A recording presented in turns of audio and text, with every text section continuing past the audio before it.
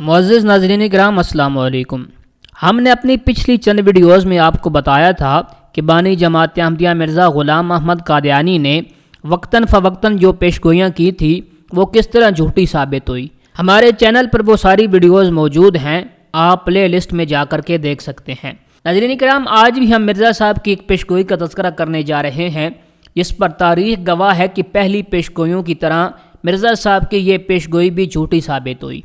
مرزا صاحب کی عادت تھی کہ جب بھی مرزا صاحب کی اپنی بیوی یا مرزا صاحب کے کسی جاننے والے یا کسی مرید کی بیوی حاملہ ہوتی تھی تو مرزا صاحب اس سے پیدا ہونے والے بچے یا بچی کو لے کر کے کوئی نہ کوئی پیشگوئی کر دیتے تھے۔ چنانچہ ماہ جنوری 1903 میں جب مرزا صاحب کی اپنی بیوی حاملہ ہوئی تو مرزا صاحب نے اپنی کتاب مواہب الرحمان میں یہ پیشگوئی کی۔ مرزا صاحب لکھتے ہیں کہ سب تعریف خدا کو ہے جس نے مجھے بڑھاپے میں 4 لڑکے دیے اور 5ویں کی بشارت دی۔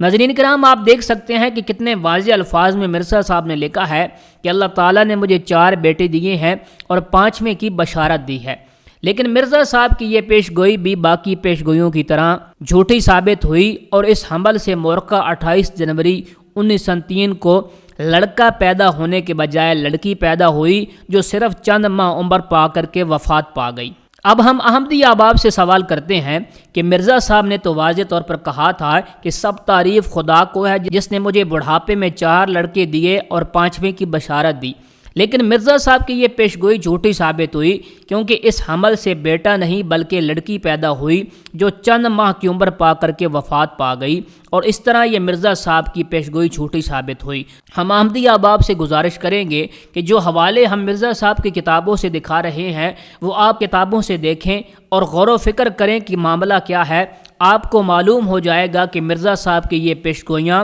جن کے متعلق مرزا صاحب نے کہہ رکھا ہے کہ مجھے سچا یا جھوٹا جانچنے کے لیے میری پیشگوئیوں کو دیکھ لیجئے، وہ کس طرح جھوٹی ثابت ہوئی اور مرزا صاحب اپنی ہی پیشگوئیوں کے مد نظر کس طرح جھوٹے ثابت ہوتے ہیں۔